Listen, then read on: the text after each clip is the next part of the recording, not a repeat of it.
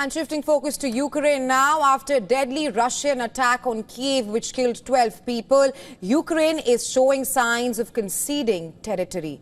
Yes, you heard that right.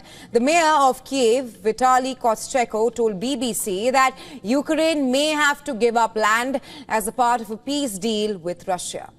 He told the British broadcaster that even though it's not fair, but for the peace, maybe it can be a solution.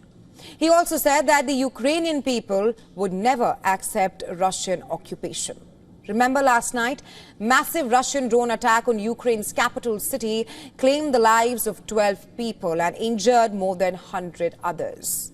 Remember, Russia currently controls about 20% of Ukrainian territory. According to BBC, Klitschko is now one of the most senior Ukrainian lawmakers to publicly state that his country may have to give up territory, albeit temporarily.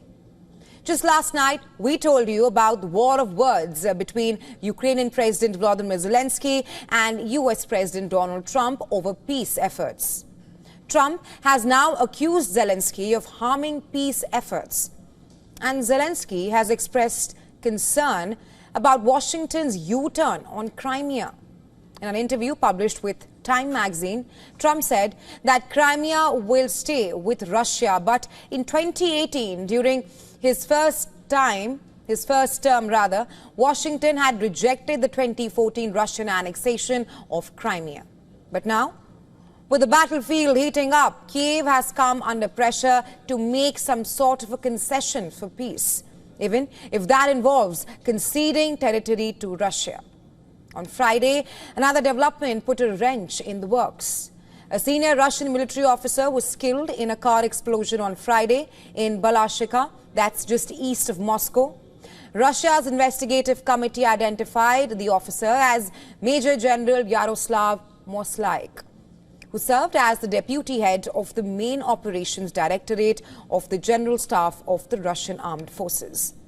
In light of the attack, a criminal investigation has been launched.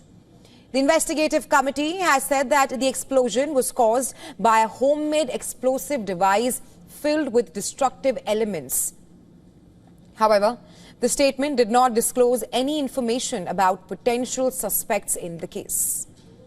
This incident follows a pattern of assassinations targeting high-ranking Russian military officials since the onset of the war in Ukraine.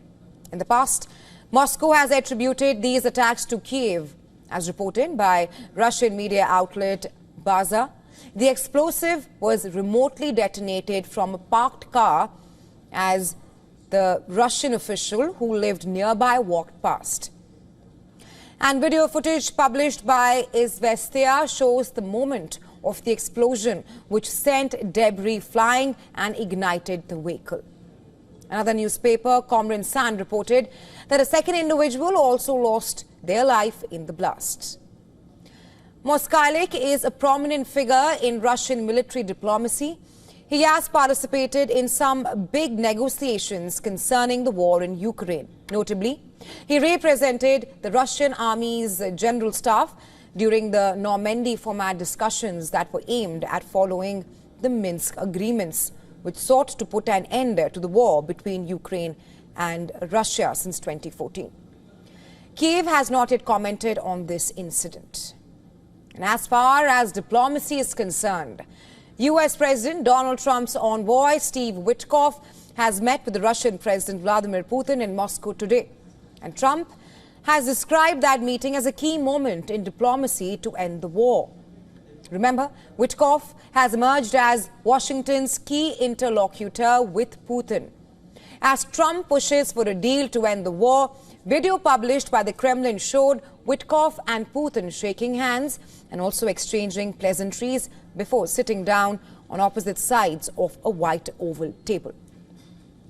Putin was accompanied by his foreign policy advisor and investment envoy.